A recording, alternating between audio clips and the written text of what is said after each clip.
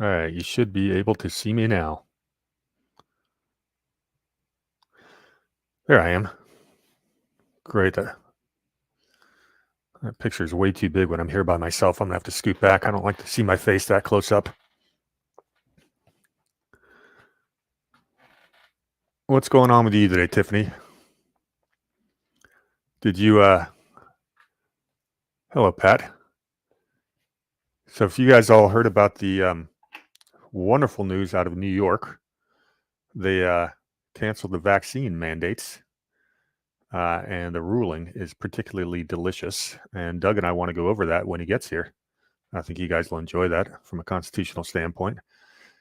The question, of course, is whether that case has implications for all the other mandates around the country. And I'm going to keep you in suspense so we can work on that answer together. Another really big, fun bit of news. Last week was the Missouri versus United States. And this is the case that the Missouri and Louisiana attorney generals brought against all of big tech and most of the government. And the ruling came out, I think it was on Friday. The judge was hey, Chris. The judge was fantastic. He's wording in that opinion, the likes of which I've never heard from a judge. Like he told the lawyers that, you've proven your case to such an extent that I'm going to order expedited depositions from the likes of Dr. Tony Fauci, Peppermint Patty, Jen Psaki, a bunch of other Biden administration officials. And what's at stake here is they're talking about the censorship and how government was coordinating with social media companies, Facebook, Twitter, etc., to ban, to suppress opposition to COVID mandates and other nice, juicy subjects. If you read through that, it is just some of the most amazing language from a judge you'll ever hear. There's a citizen journalist named Tracy Beans. If you're familiar with her, Beanz, she did a Substack write-up on it that was phenomenal. She also I think she also did a Truth Social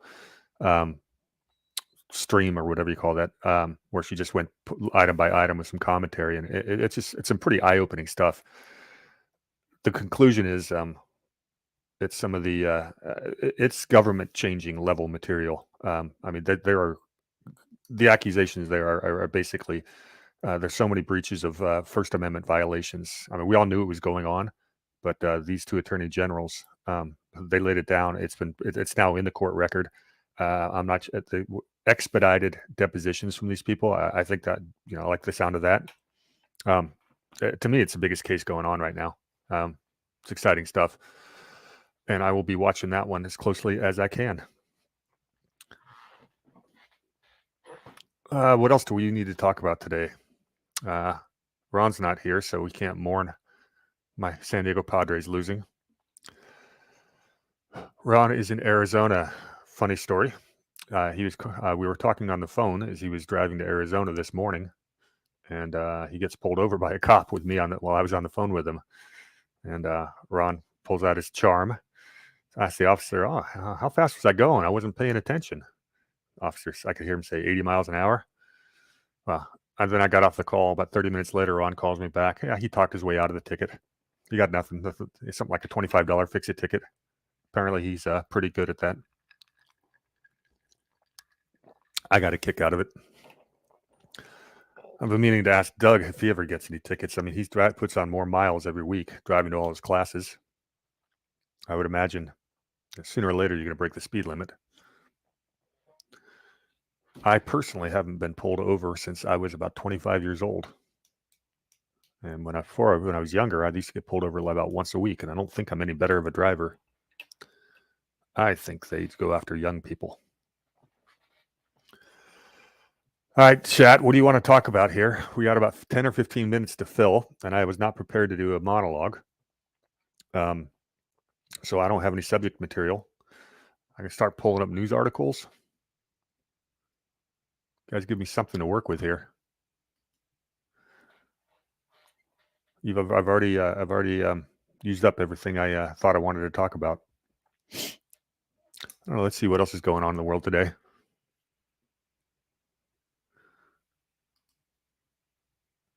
Oh, here's the fun one.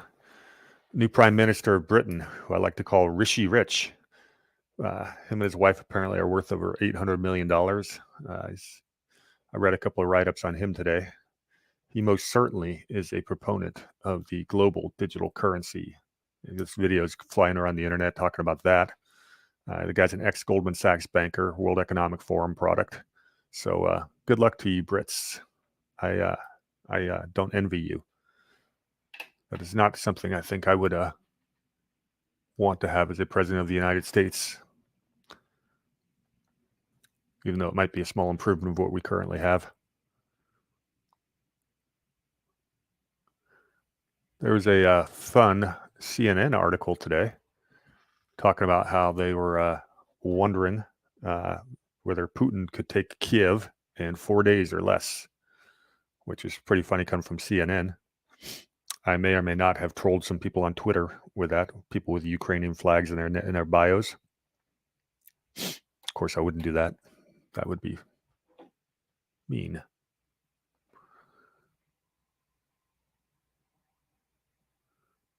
In other news, everybody's worried about the markets. Stocks did well because Google and Microsoft had good earnings. Actually, anything else in financial news?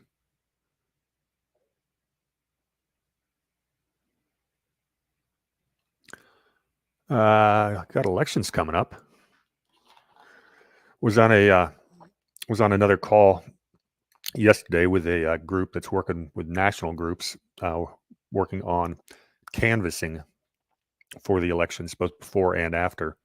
And really, the goal is not to overturn any elections. The goal really is to clean up the voter rolls. And I'm coordinating San Diego, North County with a couple of people, and I've got a volunteer list of about 25 or 30. And we've got access to all the voter rolls. And what we'll do, using Dr. Frank's team and tools, is we'll look for anomalies in the voter rolls. Things like 15 people registered to a one-bedroom apartment, addresses that don't actually exist, that kind of stuff. There's a lot of that. They have that stuff in voter rolls in every state in the country. So we are trying to get to a list of about 100 people. What we do is we take two-person teams. We sign them. You're not knocking on every random door. We're going to send people specifically to places that look like they have an anomaly where too many people voted. And we ask them, Mr. and Mrs. Smith, how many people? Yeah, right, Chris. We'll say, how many people live here that voted? They'll say, just me and my wife. I go, well, did you know that these other 4 people voted here? And I go, those people moved 10 years ago. And we'll ask them, are you willing to sign an affidavit? And of course they will. Someone's using your address, to vote illegally. And once we get about 100 of those sworn affidavits, about 20 of us will go walk in very nicely, ask our local sheriff to start an investigation. The theory here is they can't ignore 100 affidavits, sworn affidavits. Now, this is being coordinated up and down California with the groups I'm a part of and all around the country. We've had speakers. Yesterday we had, I don't know if anybody follows election integrity social media probably knows about Draza Smith. She's a data systems engineer. And anyway, she's really good with the numbers. Hey, Raging Smirk. Anyways, Draza was on the call yesterday. I've been reading her work for 2 years. It was kind of neat to finally see her face and talk to her on a Zoom call. So that was neat. Dr. Frank was there a couple weeks ago, and I got a couple good pictures with him. Let's see if I can show you that. Bear with me. That was kind of neat. Added to my neat collection of all the famous people I've gotten to meet in the last couple of years being active.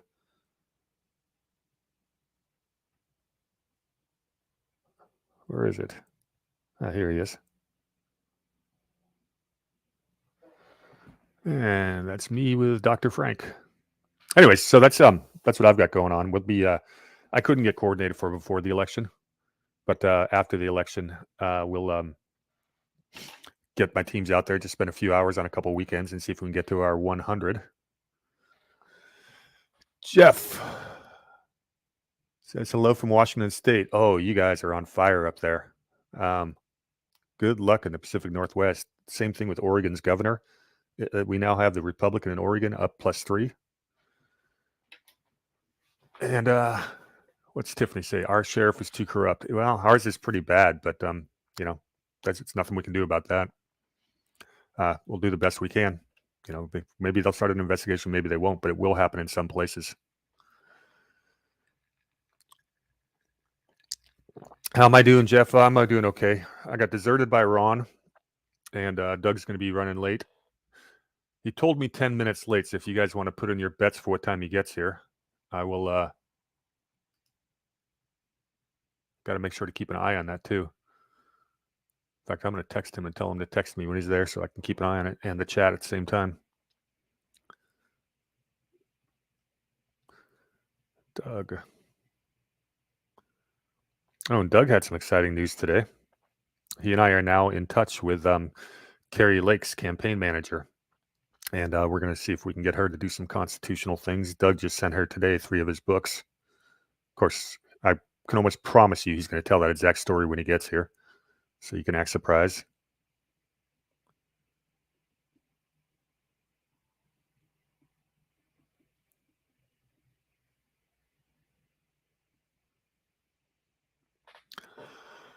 $3.12 from Chris. I'm going to guess $3.08 because I told him to drive fast. Raging Spark found 11,000 challenges so far in our Central Texas voting rolls. Yeah, that's about right. That's cool. There's a guy in Florida. Let me see if I can find that video for you guys. Yeah, I'm going to give you, this is from a guy by the name of Chris Jersky, who's doing an incredible job canvassing in Florida. It's about a 30-minute video. I'm going to put it in the chat for you. Someone sent that yesterday. Another person I met as part of this canvas is a really neat lady from Michigan, Detroit area. And she's a little warrior. Gal by the name of, let me tell you who it was.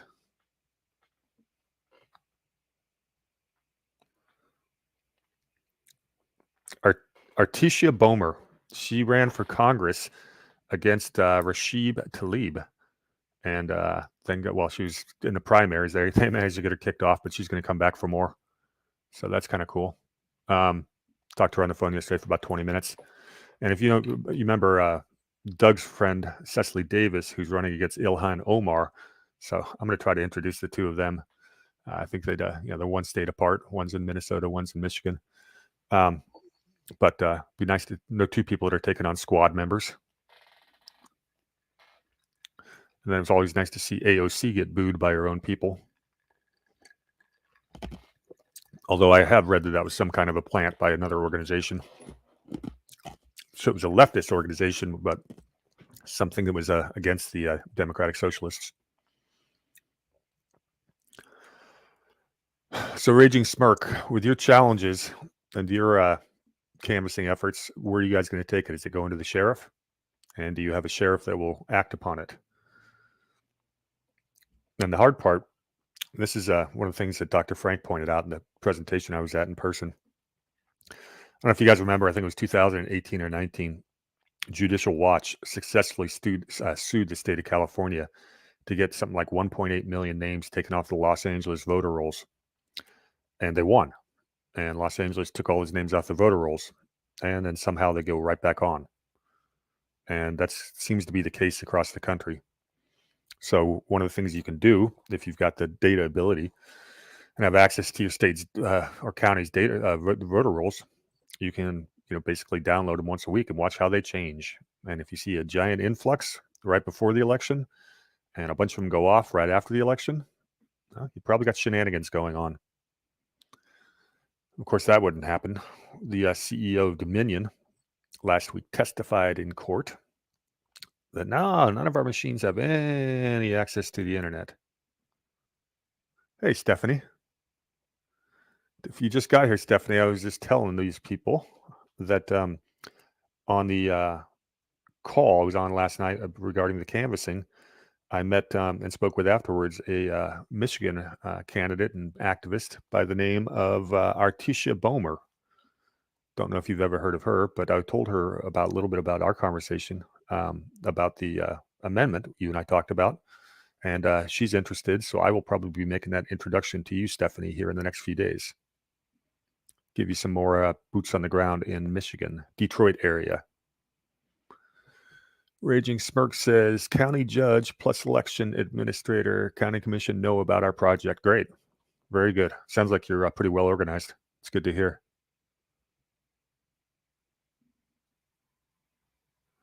Yeah, that's one of the things we've learned this year is, a lot of people are brand new to activism, and we didn't realize a lot of things like, how badly the state GOP would work against us, the grassroots efforts.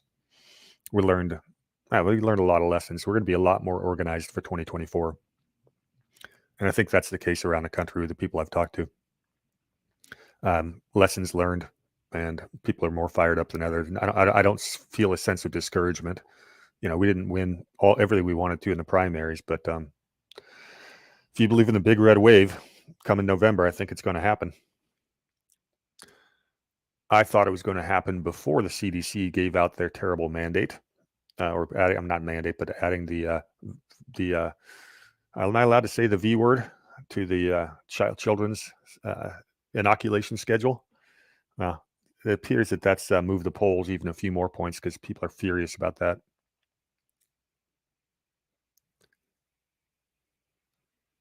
Yeah, Stephanie. Artesia says that she's deep in blue territory. I asked her about, what's going on with Detroit, and that's a good question. She goes, well, I'm going to give you the good angel and the bad angel version of this. So they've got their work cut out for them over that part of the state. Yeah, Dixon Whitmer debates tonight. Yeah, I think I will cut it off right at 4:00 for that. I'm definitely wanted to watch that one. In fact, I'm missing an event this evening, so I can watch that. Well, not the only reason. I got to work. I got to get ready for some work. There's like two really good debates tonight. See if I can find out what were the other two. There's a bunch of them this week, but there's two of them I wanted to watch, or actually three. And I'm very impressed with Tudor lately. I have to track him down. Let's see.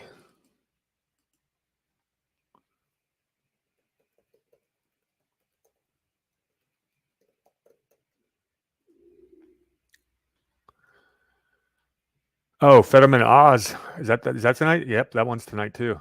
The Pennsylvania Senate.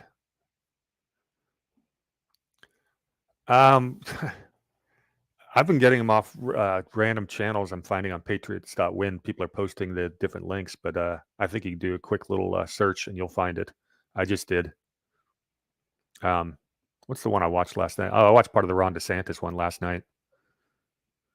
There's a video going around the internet about how Charlie Crist, Ron DeSantis' opponent, asked him, hey, Ron, can you tell the people that you're actually running for 4 years? And he didn't answer, because he's saying, oh, are you going to run? Basically suggesting that DeSantis is just running for governor to set him up for a presidential run in 2024. And he wanted to put DeSantis on the hot seat. What that video clip doesn't tell you is, A, the candidates were not supposed to be asking each other any direct questions, which is why DeSantis hesitated. And B, they didn't show you DeSantis's answer, which is actually pretty good. And he said, well, the only old donkey, one thing I will tell you people is the only old donkey I'm looking to put out the pasture is Charlie Crist. I thought that was a pretty good answer, but it wasn't shown on the video clip going around the internet.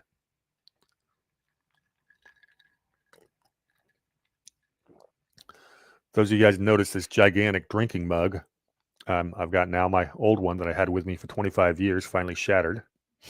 So now I got this 48-ounce mug that's like doing curls every time I take a sip. But got to get my water, right? All right, we got 3:05 and no Dougie yet. So this is the first time I've actually had the controls of the channel with the StreamYard's a service we use, and I'm using Ron's login. And it's kind of cool. I didn't realize you had the ability to boot people out, and I can do all kinds of things like mess around with the screen. Doesn't work when I'm the only one here, though, I guess. It's cool. It's like trying out new toys.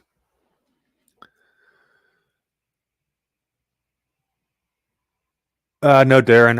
Ron is in Arizona, and Doug will be here shortly. So I will not. I will only be the Lone Ranger for just a little bit longer. We're expecting him here in any minute now. For those of you just joining, we're going to go over the New York judge ruling, how they reversed all the New York City vax mandates. And the judgment is very interesting. Some of the things he stated. There's some good things in it, and a couple that are not quite as good as we hoped. But it's actually a major bit of good news. I probably spent half an hour blasting out that text when that decision dropped. So if you don't know, New York basically ruled that all the vaccine mandates were null and void, and all of the employees who lost jobs are due back pay. So you actually make out like a bandit had you lost your job, immediately got a new one, got to work all year. Then you get your job back and you get your back pay. So you got double pay for the year. So that's a little bit of justice there. That's kind of a good tax problem to have. Now, what's that do to New York's finances? Absolutely, Darren. And that's one of the things I'm going to talk about. We've won some court decisions on these on these different mandates, different areas challenging, but we've not had a single court come down and say no government has the right to stick a needle in anybody against their will. Period. End of story. That's the decision I need to see till I really feel good about this, because that's the one that represents individual liberty. And my answer, it's like most of us, we don't say no, we say hell no. There is no government that has that authority. They're not under an emergency, made up emergency or what have you. They just don't have that right. And now I got to be careful because this is a YouTube channel, and I guarantee you, I'm going to get us a strike. Hey, Devil Dog. Let's see what else is going on. Oh, Doug and I did the show with our friend Andrew, 1776, the Citizen, on his show Friday nights. We've done that about 7 of the last 8 weeks, and that's been fun. Talked a little bit more about CIA and some of their dark programs last week. And Doug went through all the different federal agencies, and we went through which ones are constitutionally allowed and which ones aren't. And it's real simple. Let's say there is the need for a central intelligence agency. It's part of national defense, what have you. Well, that one's probably legal. Now, it deserves proper oversight. But when you turn around for something like the DEA, well, maybe there's a need for the DEA. Congress doesn't have the right to expand the government powers. If you think there's a need, then create a constitutional amendment. And if we the people agree, then you got an amendment. You got a DEA. And if 3/4 of the states don't agree, that's on YouTube. Those shows. I did a real fun a couple of weeks ago. Let me see if I can find a link for you. That Friday night show. I basically Doug had been on there just talking the Constitution with Andrew for a few weeks, and Andrew asked him about the Rothschilds, and Doug goes, "You probably ought to bring Brady on for that one." And that's kind of segued into talking about the FBI and the origins of the CIA that I went through. And I'm putting the link in right now. Oops.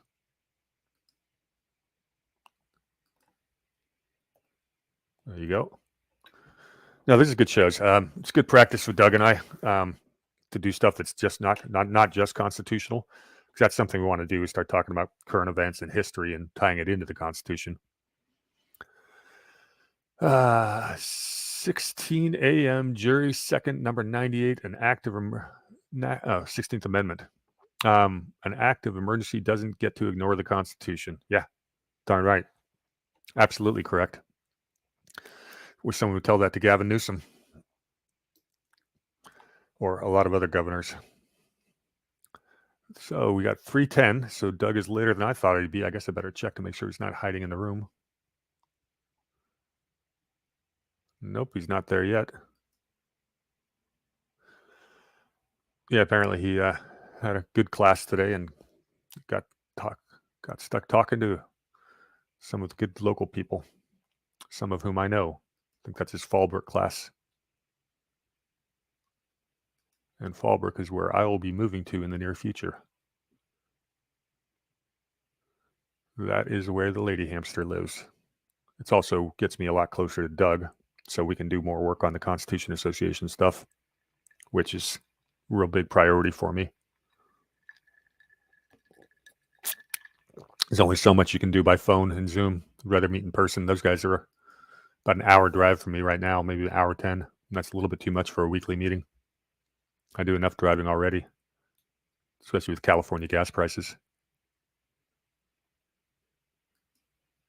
So if you guys have any topics you want us to cover today, go ahead and put them in the chat and I'll circle back to them.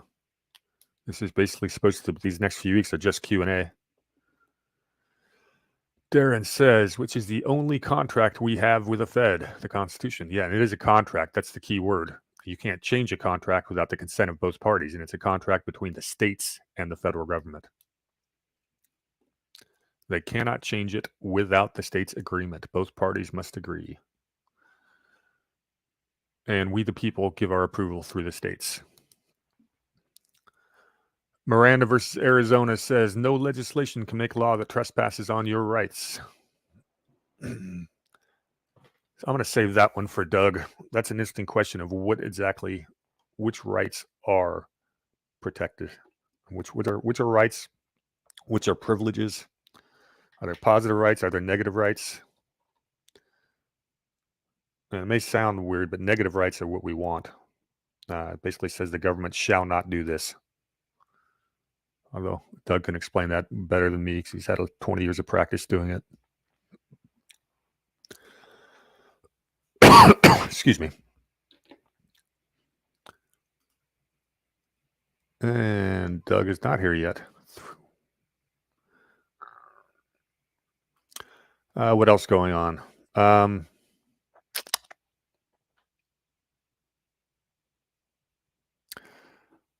I thought it was interesting to see Ron DeSantis endorse a Colorado candidate who's anti-Trump and basically was just speaking out about January 6th in the wrong direction.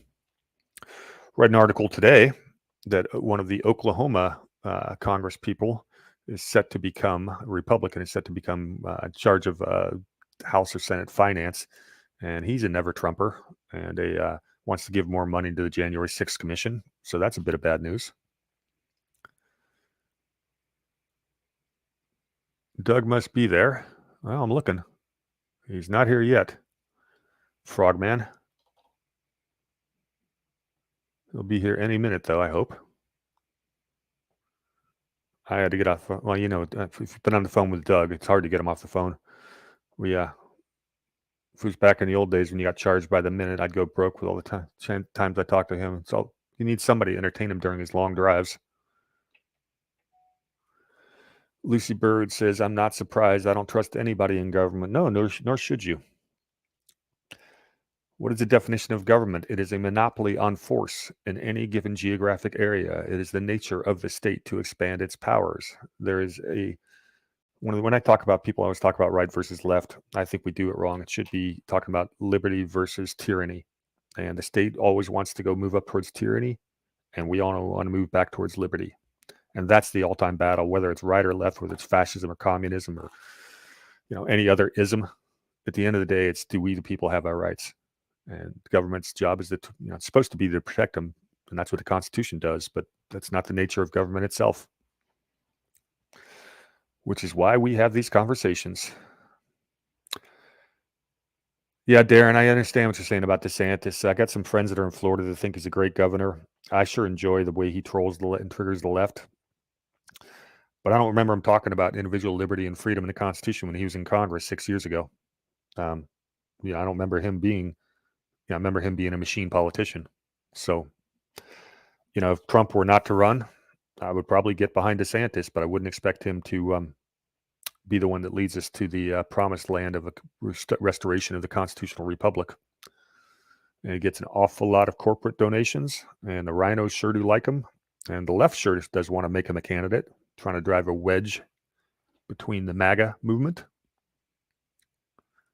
But it sure looks like if Trump runs, it's his for the taking.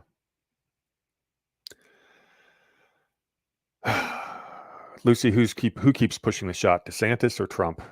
I don't think either one of them pushed it, did they? I think Trump's comment was, I like the shot. Take it if you feel like you should, which I would say is probably about the best you can say. Yeah, the DeSantis rat theory is you're not alone in that. I hope not, but and who else? Let's say Trump didn't run. Who else would you possibly want? There's not we don't have a real deep bench of electable people, and I hate using that word. 2028, we could. I wouldn't be opposed to Carrie Lake if she's. Lisa's saying DeSantis was pushing the shot. Well, sorry to hear that. I think that's going to change. Oh, there was a great video. I got to find it again. I'll do that before the show's over. Member of Parliament from Romania just went off on an 8-minute tangent on Pfizer because they wouldn't show up to speak to the Parliament, and so basically they went off and said, "Oh, the inoculations don't work, et cetera, et cetera." Yeah, never prevented anything. Oh, I got to find that. It's a great 8-minute diatribe.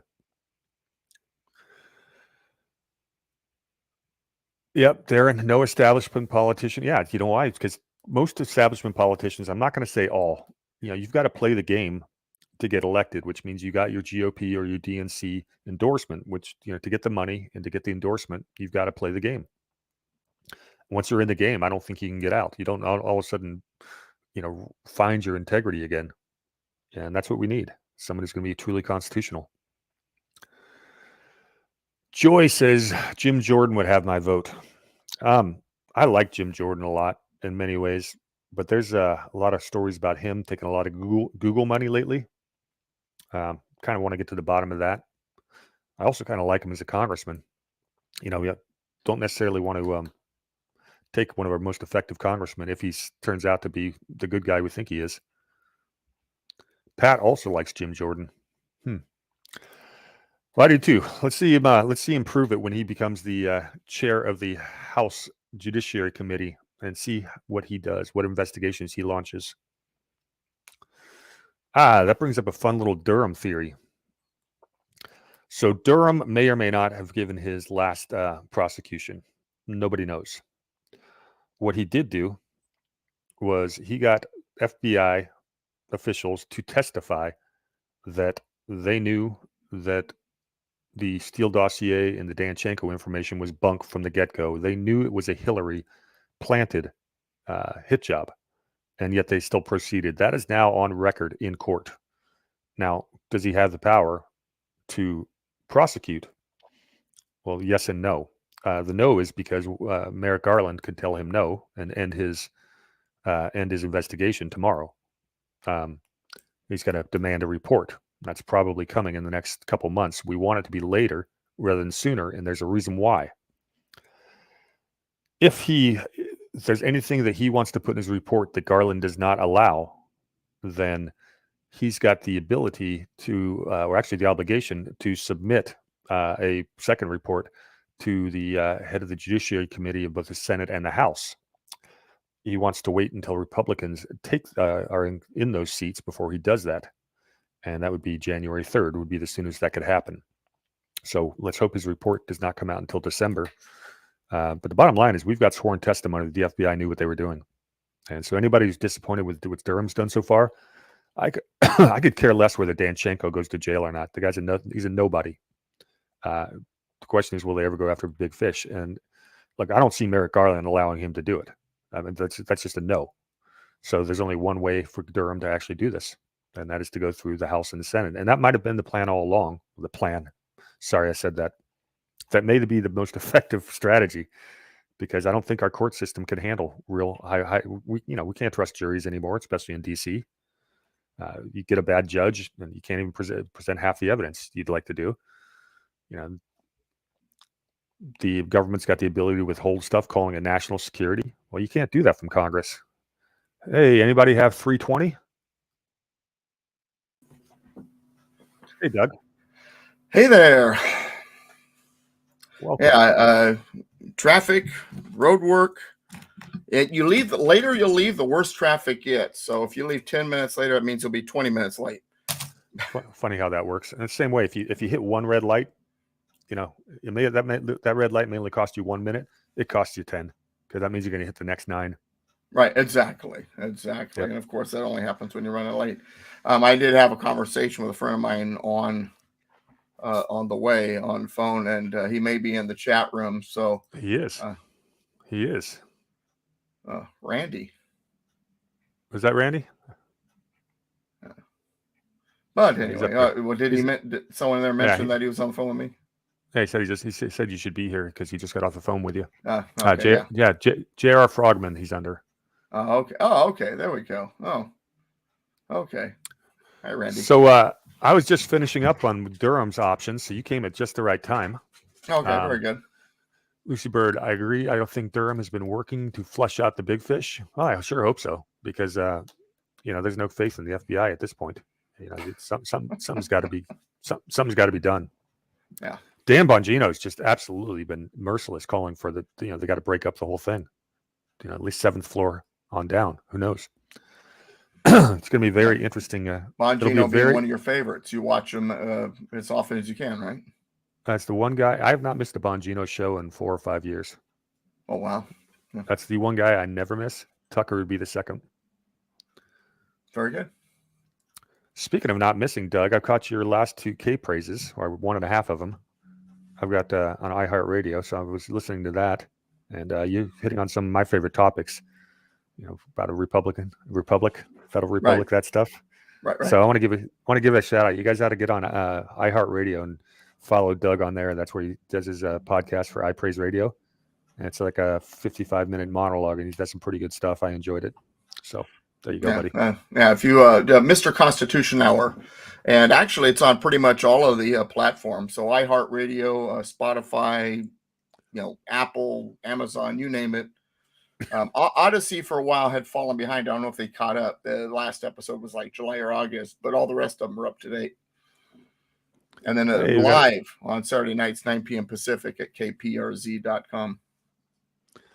Hey, we got a Kikio sighting. How you doing, buddy? Hey, Kikio. All right. One of our youngsters of the group. Yeah. So there was a good question earlier. Let me see if I can find it. And then I wanted to go over with that New York case with you. I thought that would be fun. Very good. If you want to keep them entertained while I look for this. Yeah. Well, I don't have a table to dance on. I don't have a pole to dance around. So I guess I'll just have to talk. But I will say this. Last Friday and Saturday, I had the opportunity to be at an event called Pray California. Christians got together, and it was prayer, and it was speakers and all of this other stuff. And I had the opportunity to speak to a pastor who was out there at that particular building that we believe that there was a riot at on the 6th day of the first month. And but then he says, well, do you know what happened on the 7th day of the first month that year? So no. And he gave me a story that I don't want to spoil, because I plan to have him on to do either a video interview or pull him on KMET, the other radio program I do, or maybe both. We'll see. But basically, in a nutshell, without going into the whole story, about 300 patriots are very upset because a gentleman and his wife were posing in front of the Lincoln Memorial with an American flag and a Gadsden flag, the yellow one that says "Don't tread on me." And one of the Capitol Police yanked the Gadsden flag out of the woman's hand. You can't have that here. And it's like, right? Oh, yeah, really? And the gentleman who was of the two, and I've met him a few times, he's running for office out here, named Derek Gates, and he's a former gangbanger type. He accepted Christ, and now he's, a pastor and running for office. And very conservative guy. It's an amazing story. But anyway, and as that's going on, the crowd of, 300 people that are in attendance are saying, no. You're not going to do this. Not again. And, the police now at one point has about 30. And I've seen the video. My friend, Pastor Wren, who talked to me about this show, he took video of the whole thing. And you can see them, like 30 of them lined up, and they're getting closer, and they're stepping down, and they're ready for their barricade and the whole bit. And they're thinking, okay. Another situation as yesterday, which was considered a in you know what action, and suddenly someone starts singing Amazing Grace. The riot goes into a worship service, and then Pastor Wren starts preaching. It's a very fascinating situation, but to hear him tell it, he gives better details, and he explains that one of the problems on the 6th day of the first month was that there was no leadership when it came to pastoral leadership, that there had been a number of nationally recognized pastors who had been talking about, hey, we need to be there, we need to make sure they didn't steal such and such, and that if that pastoral leadership had been there the day before, would a similar thing had happened rather than what happened? And so it's a fascinating discussion. So once again, I kind of spoiled it a little bit, but not completely. He's got the details. He'll give you the full story. But it was a very fascinating thing, and it definitely begs you to ask, gosh, could it have been different had certain leadership, certain persons had been there? And so that's something we'll be doing in the near future. It won't be on you and the thing that rhymes with lube. We're not going to be on that because that'll get canceled before I finish recording it. So I'll probably put it on the Rumble channel, BitChute, maybe Brighteon. Doug, I'm pretty sure you can say YouTube when you're using YouTube. Well, but I know that, but I don't want to say it when I'm in also using words that might be considered. Yeah, I got to the point where these people make me just want to choke them. Oh, I said that. Are we canceled? Anyway, because that was a violent action. I'm, considering. But anyway, I'm at. Well, so we're how do about I to find talk you on about Spotify, Tiffany? Mr. Constitution Hour by Douglas V. Gibbs. Matter of fact, on any of them, Mr. Constitution Hour by Douglas V. Gibbs. All right, go ahead, Brady. Well, we're going to try to do a screen share. And you lube sounds funnier. I love the chat. Are you seeing my screen?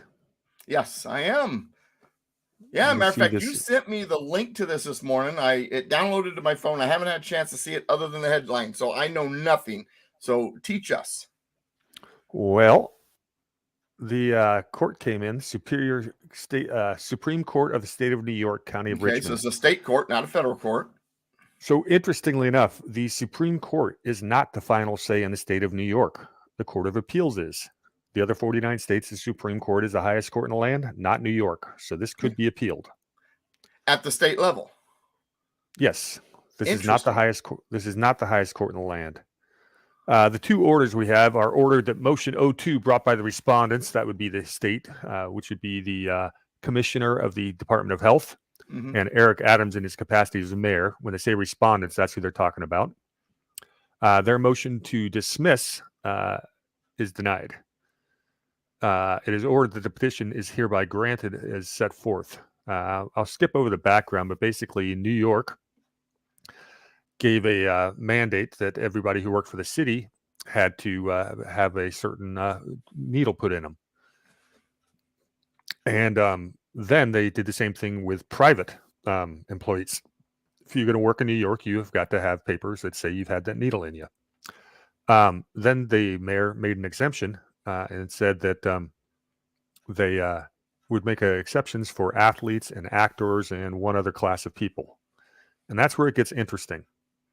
So I'm going to scroll down to the fun little arguments and get Doug's opinion on them. Okay. Separation of powers doctrine. This is with the main part of the ruling. This is an interesting angle to be taking considering what it is. But anyway, go ahead. It is. Basically, the New York City Charter empowers the DOHMH and the Board of Health with jurisdiction to regulate all matters affecting health in the city of New York, which includes supervising the control of communicable and chronic diseases, et cetera, et cetera. So it sounds like they've got quite a bit of power. It gets better, though. What the judge ended up doing, since I'm not going to read this whole 13-page thing, I'll give you more of a summary, is he basically said that when they started picking and choosing different classes of employees or people that had to, different classes of employees, they were in effect legislating. And that's why they called it separation of powers. Interesting. Uh-huh. So they do know what separation of powers is. They've heard of it, yes. So skipping over the $1 million question is of do they have the right to mandate that in the first place? Whether they think it's an emergency or not. That's the one I want to hear a court say is, it doesn't matter. You don't have that authority. You can highly recommend it, but you cannot mandate it. But so we haven't gotten that yet. No court has ruled the way they should. And that's where they talk here about the authority of the health commissioner. There's another good part of this here.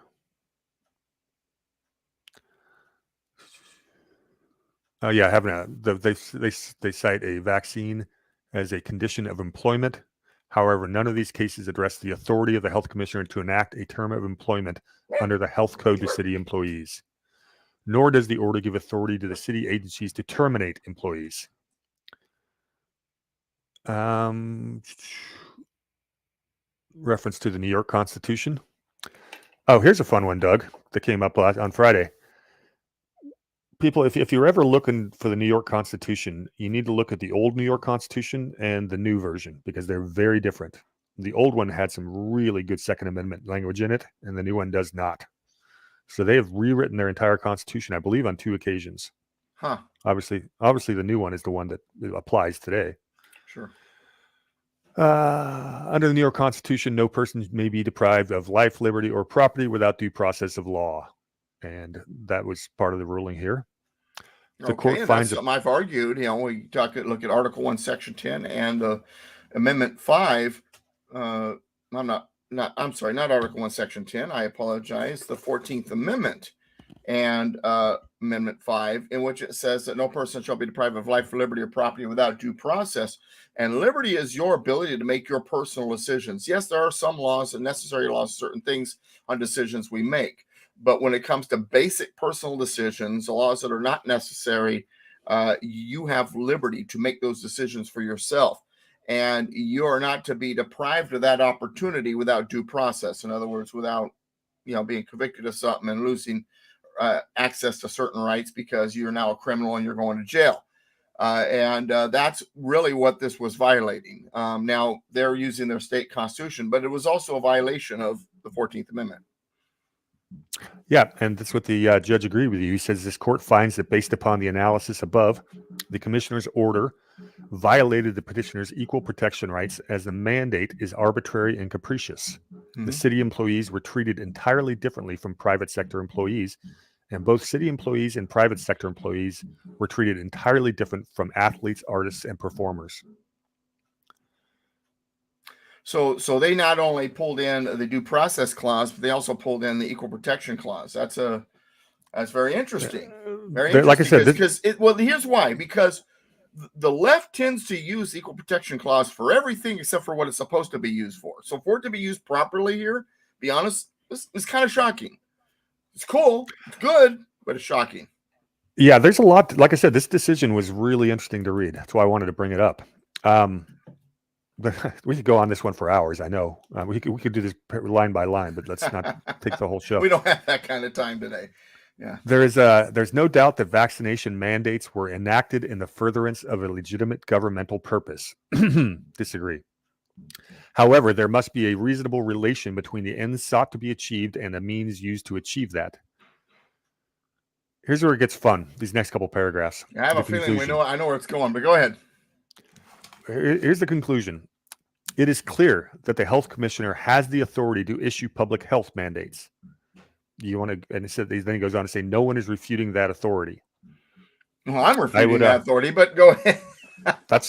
Thank you. I gave you the softball. Doug, why do you refute that authority? Well, Well, a mandate has no power of law. It's basically no different than an executive order or regulation, unless it's legislatively backed, unless it goes through the legislative process where you have your houses of the legislature in approval, and then it going to the executive for signature, and or it being if it's vetoed, that veto being overridden by legislative vote. Unless it goes through that process, it has no power of law. It's funny because in Article 1, Section 1 of the U.S. Constitution, it says that all legislative powers herein granted shall be vested in a Congress. Then you go to all of the state constitutions, and all of them, I've looked at all of them on this particular issue. It says that the legislative power shall be vested in the legislature. So in both cases, we know that all the legislative power, the power of law, must go through the legislative process first. Mandates don't. They don't hold the power of law. But Doug, if that's the case, then these judicial rulings that create law are invalid as well. Oh, absolutely. Yeah, no, I was being a little bit facetious there. Well, and once again, we got separation of powers, right? The legislature has the legislative powers. Executive has the powers to execute the law, not legislate the law, execute the law. The judicial branch has the opportunity then to adjudicate or apply the law to the cases they hear, but they don't have the authority to, say, repeal the law, strike it down, as we hear happens all the time, or modify it, because they don't have legislative authority. If there's a problem, they give their opinion. It goes back to the legislature. Then the legislature determines whether or not to follow that opinion. If the people are paying attention, they say, whoa, hey, legislature, you should have followed their opinion, or you shouldn't have. It's up to us then to adjust that legislature through our vote and other means in order to establish a more constitutional body. Oh, that was beautiful. And everything you just applied, everything you just said also applies to all of these governmental agencies throughout the country where basically the executive branch starts creating rules. And what Congress has been doing is basically giving a broad outline, say, we're going to pass this bill and give you these authorities, fill in the blanks later. Let the experts take care of it. And that is unconstitutional. And someone in the chat room asked to define mandate. If you want to define a mandate from the legal sense, it's an official order or commission to do something, is the way the dictionary will apply it. A mandate, though, is typically an order or a proclamation or a commission to do something that's given by an executive. Once again, if they are not a member of the legislature, and they're not, it holds no power of law. So, for example, they can mandate all they want, but it's really, in truth, just instruction. It's just a recommendation. Now, I know the word mandate can mean directive, command, order, but from a legal sense, those who are providing these mandates don't have that kind of authority. So therefore, they hold no power of law. So I just wanted to answer the chat room real quick on that one. How about even if it's under an emergency, a declaration of emergency? You know, it's funny. I was looking at the Constitution and all the state constitutions, and there's no asterisks. Yeah. That say, hey, yo, this is okay in, asterisk if there's a emergency that might start with a V or a C and end with a vid or whatever. That there are no asterisks. You don't suddenly have power because you decided, hey, this is important. I've got the power.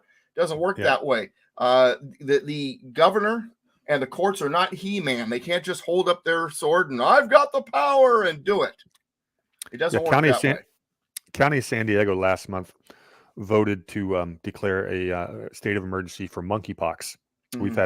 We've had four cases total, and it's just one of the biggest counties in the country. They did that specifically so they could continue to grant themselves exceptional powers. Right. And we're trying to fight it, but it's not there. Let me go on, because this is where it gets fun. Okay. It says, however, the health commissioner cannot create a new condition of employment for city employees. The health commissioner cannot prohibit an employee from reporting to work. The health commissioner cannot terminate employees. The mayor cannot exempt certain employees from these orders. Executive Orders number 62 renders all of these vaccine mandates arbitrary and capricious. Here's the best part. Stop there before you read the next sentence. Okay. Article 1, Section 10. Article 1, Section 10 of the United States Constitution. And I think this is kind of along these lines Health commissioner cannot create a new condition of employment. A health commissioner cannot prohibit an employee from reporting to work. Why is that important? Because in Article 1, Section 10 of the United States Constitution, it says this: no state shall pass any law impairing the obligation of contracts. So your employment contract or service contract or other contracts are not supposed to be or can't legally be impaired by laws that they decide to just throw out there. That contract has to stand. Now, there are court cases, and it will be argued that these court cases have decided this, that in case of emergency, they're allowed to violate this. Once again, there's no asterisk in the Constitution or any of these other documents. So, no, they can't. Emergency doesn't suddenly make something okay. All right, continue, please. All right, here's the gold here. Everyone's going to love this. Here's the gold. I know. I started reading ahead of you, so I'm all excited. Go ahead. Being vaccinated does not prevent an individual from contracting or transmitting COVID-19. The hell you say? That is now a legal decision. Let me just read that again. That is huge. Being vaccinated does not prevent an individual from contracting or transmitting COVID-19.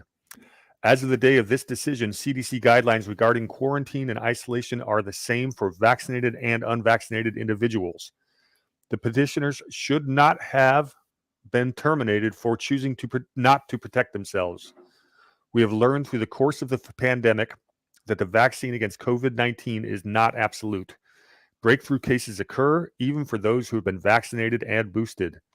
President Joseph Biden has said that the pandemic is over. The state of New York ended the COVID-19 state of emergency over a month ago.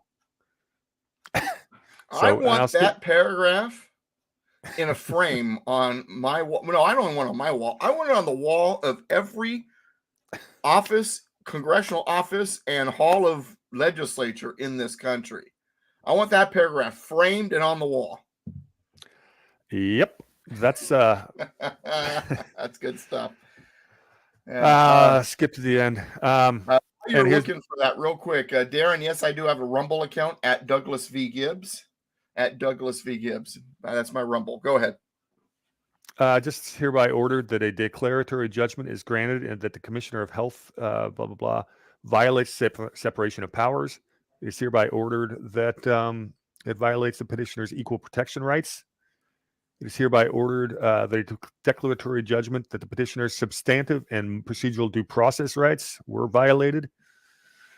And the end of the day, there's more arbitrary and capricious.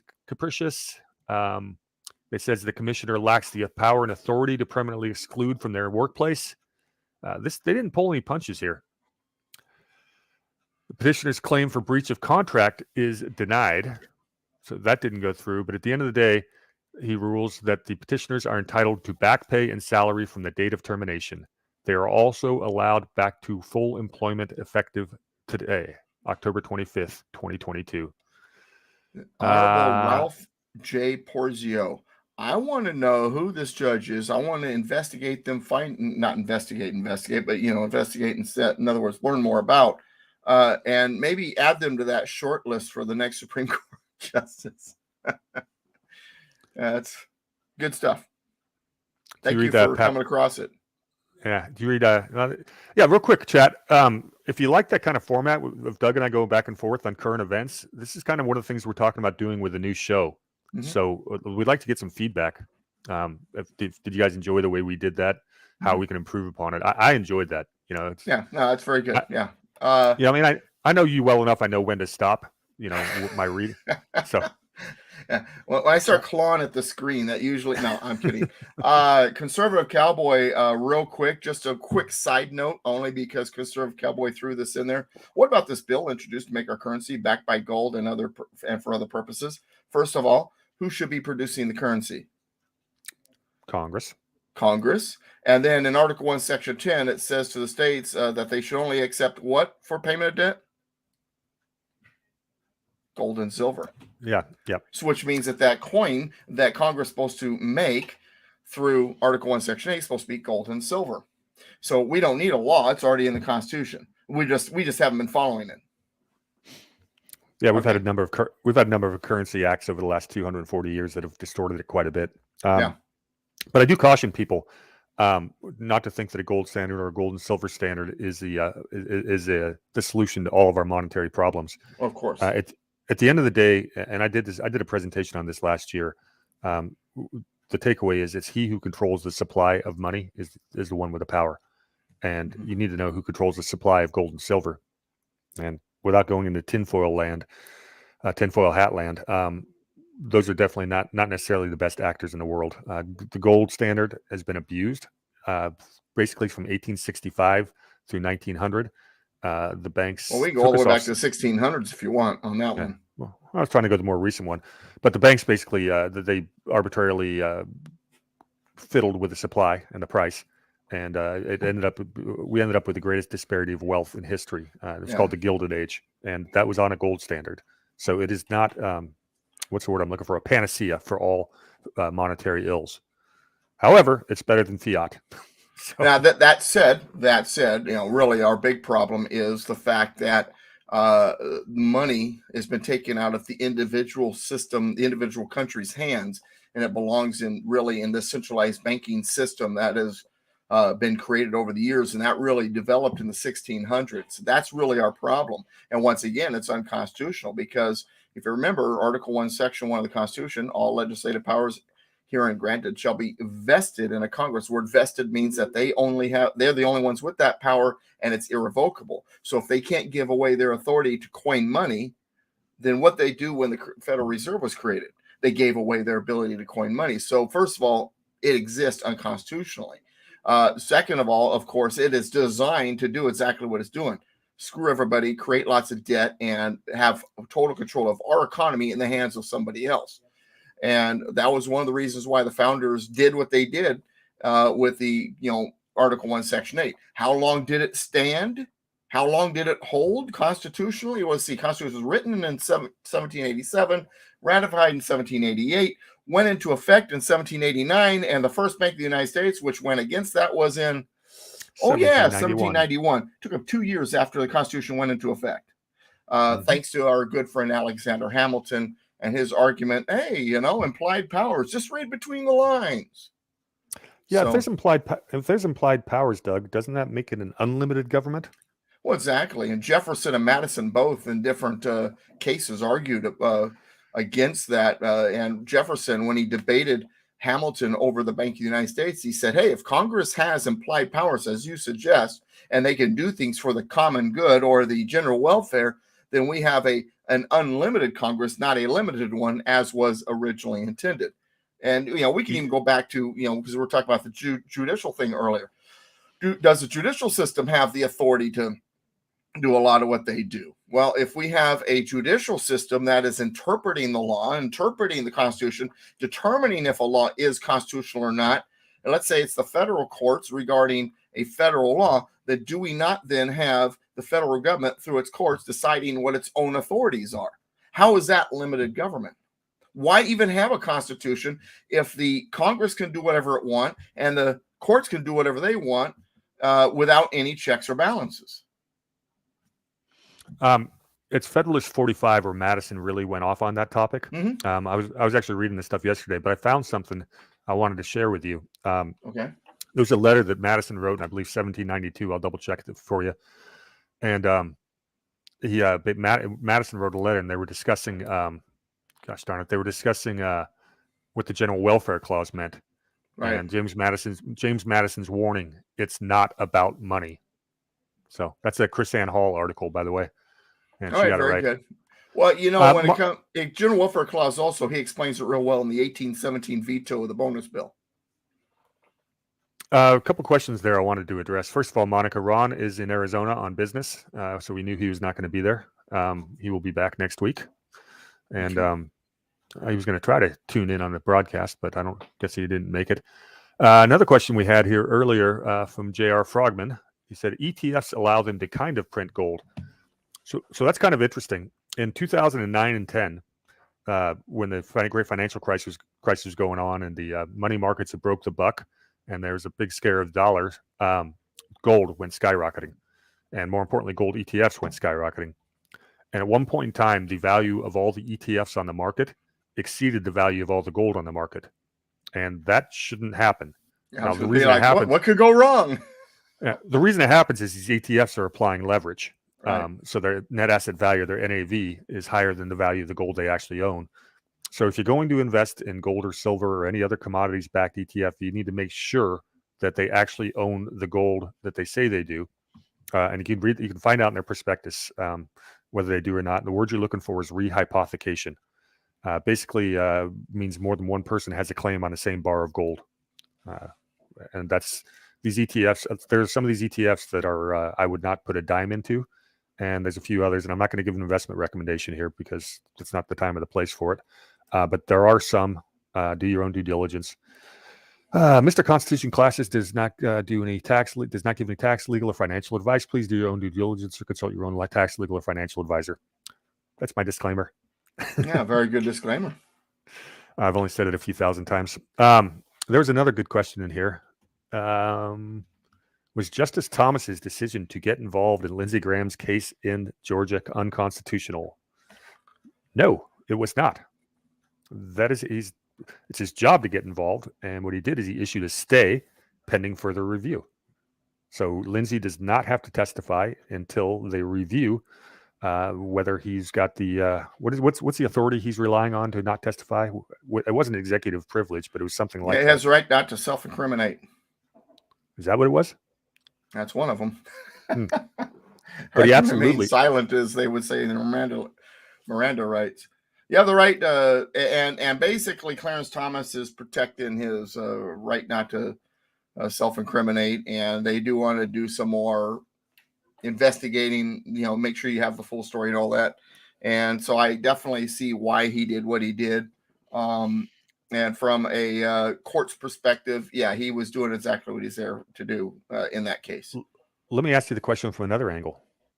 Given that Clarence Thomas's wife is now considered to be involved in these January 6th type of investigations, which is quite similar, which is related to this Georgia case, should Clarence Thomas consider recusing himself? That's a good question. I would say that's an iffy question because technically it's not him. If you have to recuse yourself because you know somebody that's involved with something that might come across your desk, you'll be recusing yourself for everything. But on the same token, since it is his wife and they are very close, there's an argument that could be used that he's too close to it.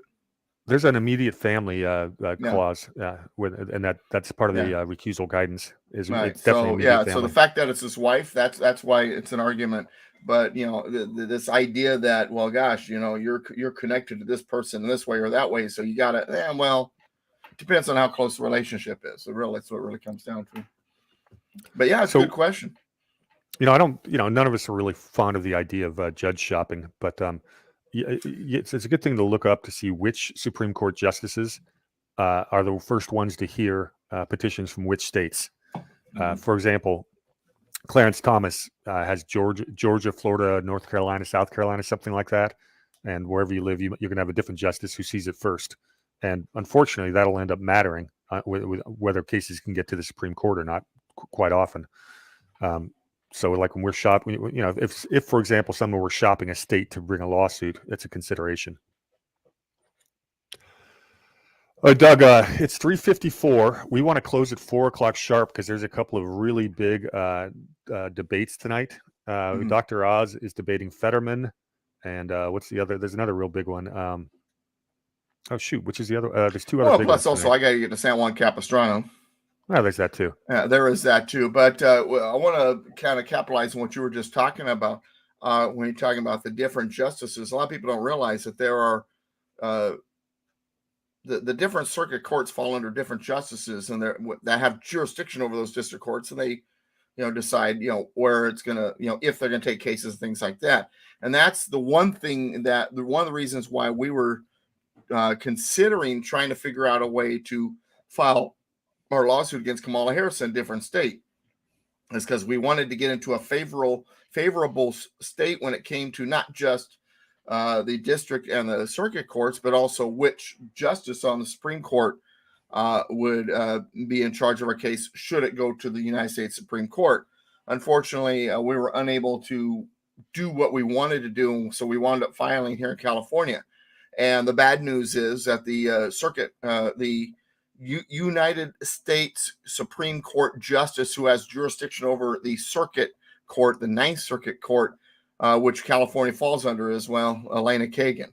So not exactly a favorable person for us in that sense. The idea, for those of you who know about what's going on, is Constitution Association, which I'm president of, sued Kamala Harris for being ineligible for office way back in December 7th, 2020, Circuit Court. Now we're in the Ninth Circuit, and if the Ninth Circuit doesn't satisfy what we're doing, we're going to appeal to the United States Supreme Court, and that means Kagan gets to take a look at it and decide whether or not it should move forth. Now, that said, there's going to be discussions with other justices, I'm sure. I'm sure it's not just a, I don't like it, stamp. I'm or at least I'm hoping. I don't know the process. I'm not a part of the Supreme Court system or the federal court system, but I'm curious if we did appeal to the United States Supreme Court, if Kagan would let it be heard. Well, you haven't lost in the appeals court yet. So if you win in the appeals court, then of course they appeal to the Supreme Court, and then she's going to have it heard, because if she refuses to hear it, it gets remanded back to their decision. Right. So all you got to do is win the next round. Well, yeah, and of the 11 cases that were directly related to the United States Supreme Court when we filed, we're the only ones still standing. So before we sign off, I wanted to read the exact quote from the 45th from Federalist 45. Mm-hmm. It's one sentence from Mr. Madison. He says, "I, sir, have always conceived. I believe those who proposed the Constitution conceived. It is still more fully known and more material to observe that those who ratified the Constitution conceived that this is not an indefinite government, but a limited government tied down to the specific powers." And then he goes on to explain also in that same paper, Federalist 45, that the powers to the federal government are external, and the powers that are retained or reserved to the states, because they had all the power ahead of time before that, affect the objects which in the ordinary course of affairs concern the lives, liberties, and properties of the people, and the internal order and improvement and prosperity of the state. So I think that's pretty clear. Everybody, I'm going to post in the chat a link that's got links to all of the debates. And that's going to go right here. Just click on this link for patriots.win. And you can watch any of the debates that start in 1 minute or 2 minutes. So enjoy. Let's go ahead. I'm going to get on the freeway. And head out to San Juan Capistrano. It's good hour plus drive, about an hour and 15 minutes for me. Beautiful. Well, you got there early.